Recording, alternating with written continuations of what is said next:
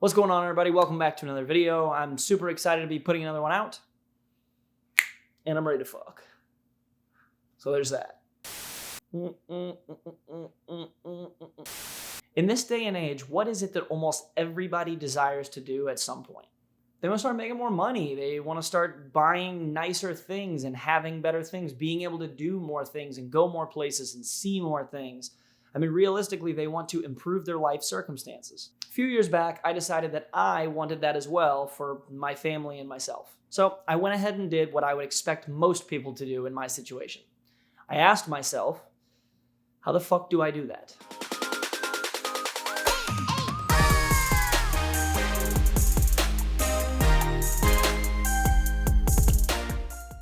So eventually I decided to approach it by taking a look at how other people had already done what I wanted to do. I was always under the impression that you had to be more intelligent than the average person in order to gain the different types of success that you hear about on TV or in the media or in magazines. But did you know that most people share a fairly similar level of baseline intelligence? You see, intelligence by definition is your ability and effectiveness with learning new information and then applying that and making use of it in your life. That means that most people are at least within the same ballpark when it comes to their ability to learn something new and then make use of it. See, here's where things start to get interesting though. I learned that intelligence is not directly linked with success in life. So let's be honest here.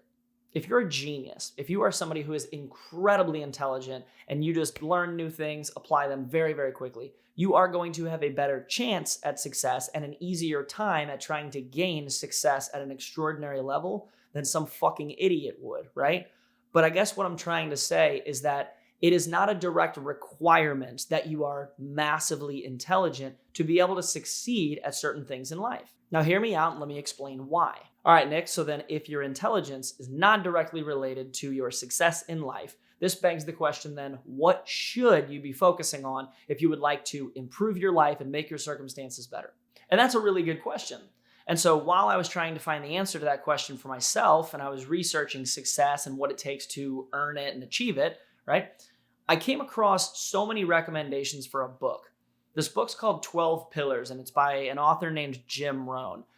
It supposedly was a must-read book for anybody who was wanting success in life. And so after seeing so many recommendations about this book, my curiosity sort of took over and I thought, what could possibly be on the pages of this book that is going to teach me so much about success? So I went ahead and ordered it, and what I was exposed to when I read this book completely changed the way that I viewed myself and my life. I'll never see it the same way again. Now, I do think that it's very important to note here that 12 Pillars was the very first book that I had ever ordered for anything related to quote unquote personal development. And by that, I mean basically purchasing a book and reading it specifically to develop myself personally and make myself better. And so before 12 Pillars, I was in the category that most people are probably in and saying that reading's boring as fuck. Why the hell would I do it? It puts me to sleep. I can't stay interested in it. I get distracted.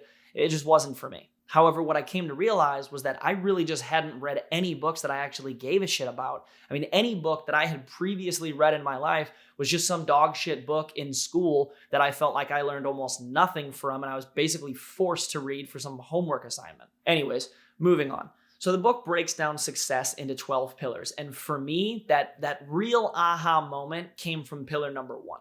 And pillar number 1 is to work harder on yourself than you do on your job. See, most people choose to put tons and tons of hours and energy and focus into like different parts of their life. So be it, let's say, a career or a project that you're working on at the house. Maybe it's a video game character or relationships within your life, right?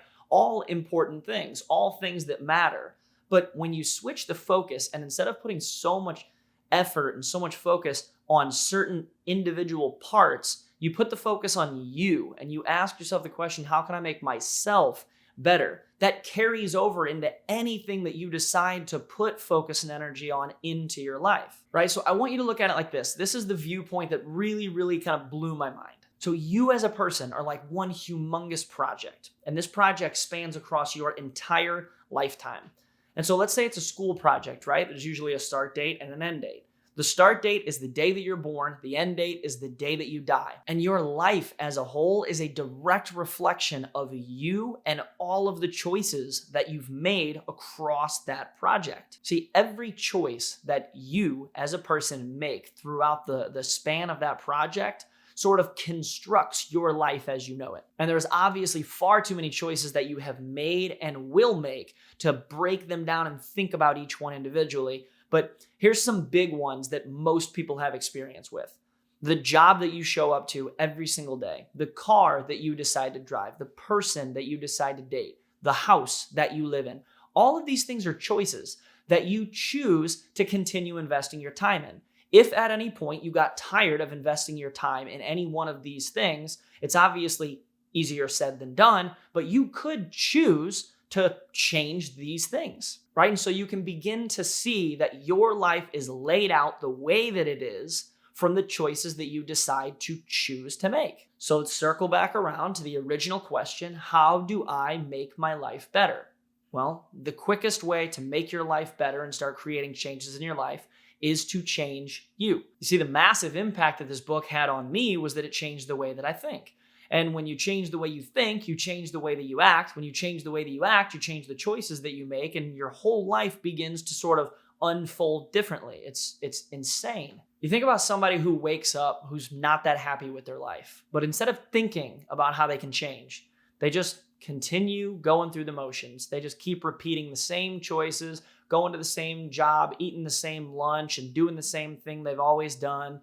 You got to think their life's probably not going to change that much. If you do what you've always done, you're going to get what you've always gotten, right? And so to back up that idea that intelligence is not a requirement for success, there's an awesome quote by a man named David Schwartz. And the quote is, "The thinking that guides your intelligence is far more important than the intelligence that you might have." And intelligence matters. It really does. I'm not trying to sit here and convince anybody that some fucking idiot can gain massive success and build rockets like Elon Musk. But what I am saying is that your intelligence has already been proven that it's not that improvable. You can increase your IQ, you can get smarter, but it's like within a range, right? And so if that portion of your life, you're born at a base level of intelligence, if that portion of your life is not that improvable, what is within your control? What can you change? And your thinking, you can always change. That's always within your control to adjust the way that you think about and view the world around you. If you are a very negative oriented person and you do not believe that you are capable of changing your life because you think that the world is pitted against you and it's just a terrible place filled with terrible people and terrible things only happen to you, the chance of you making your life better is like fucking zero. Because you are literally just going to focus on all of the reasons why your living circumstances in your life can't improve instead of noticing all the reasons that it could. It is your consistent thinking patterns. It is your consistent mindset and perspective of the world that is going to cause you to see the things you see, feel the way you feel, and ultimately make the choices you make. Don't let poor thinking control your circumstances in your life. You have the ability to change it. And I don't like to bring up a problem without providing a solution. So the solution to poor thinking habits, to me, is to pay more attention to the things that you think about and consume on a regular basis. All the information that you take in has an impact on you, be it the morning news, be it the social media feeds that you're scrolling through mindlessly every single day, whether it's the YouTube videos that you decide to indulge in or the Netflix series that you turn on and watch at the end of the work week or work day or whatever it is. All of that stuff has an impact on the way you think, on the way that you see the world around you, on the things that you decide to do.